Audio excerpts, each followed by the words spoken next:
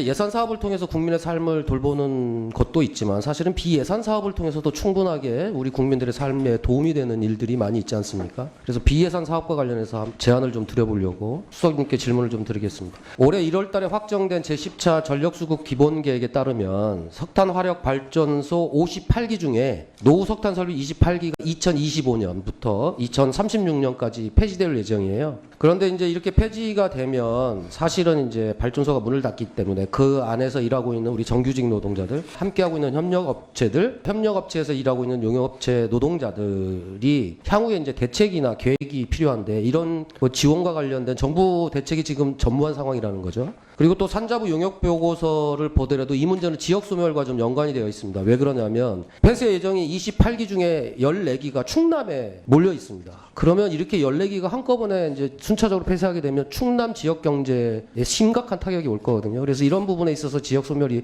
우려된다는 거죠. 그리고 또 한 가지는 발전 분야에 있어서 그동안에는 경쟁 입찰 제도를 뒀어요. 그 이유는 경쟁 시스템을 도입해야 발전 단가도 낮추고 그리고 사업자의 또 수익성도 또 담보할 수 있는데 지금 이제 폐쇄 예정의 경우에는 경쟁 입찰 제도를 계속적으로 도입을 하게 되면 안정적으로 지속 가능성이 없기 때문에 본인들의 안정성을 위해서 다른 업체들이 다 떠날 가능성이 많기 때문에 기술력 확보나 인력 수급에 상당한 문제가 있을 수 있다는 거죠. 그래서 제안을 좀 드려보고 싶은 것은 현재 폐쇄 예정인 28기에 대해서 폐쇄 시까지 현재 위탁 운전 그다음에 경상정비 계약은 계속 유지할 수 있게 해서 고용 안정과 지역 소멸 방지를 위한 노력을 하는 게 좀 낫지 않겠냐. 그래서 노동자 쪽, 그다음에 사용자 쪽, 전문가 쪽이 모여서 협의회를 했는데 여기서 폐쇄되는 것까지는 3년 이하인 경우에는 자동 연장 계약이 좀 가능할 수 있도록 해주면 어떠냐라고 하는 의견이 좀 있습니다. 이러한 부분에 있어서 국가계약법 특례에 따라서 기재부가 고시를 적용한 경우도 있습니다. 그러니까 이를테면 재난이나 경기 침체 등으로 인한 국가 경제 위기를 극복하기 위해서 입찰이나 계약 보증금 인하 등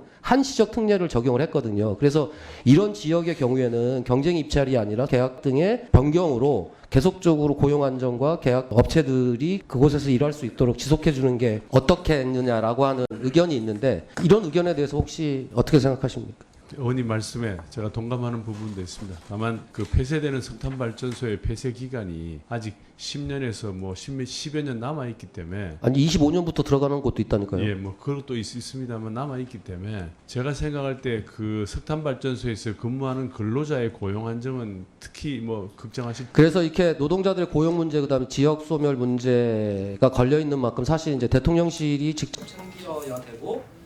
그래서 이제 탄소 중립 녹색 성장 위원회를 대통령 직속 기구로 지금 두고 있잖아요. 녹색 성장 위원회에 노동계 대표가 없어요. 산자부 내에 노동자, 발전사, 협력업체 이렇게 정부 이렇게 된 위원회를 좀 구성을 해서 정의로운 에너지 정책 수립 과정에 함께 논의할 수 있는 이 테이블을 좀 만들어 주시면 어떻겠냐라고 하는 제안입니다. 예, 의원님 말씀 참고해서 업무에 반영하도록 하겠습니다. 네. 예.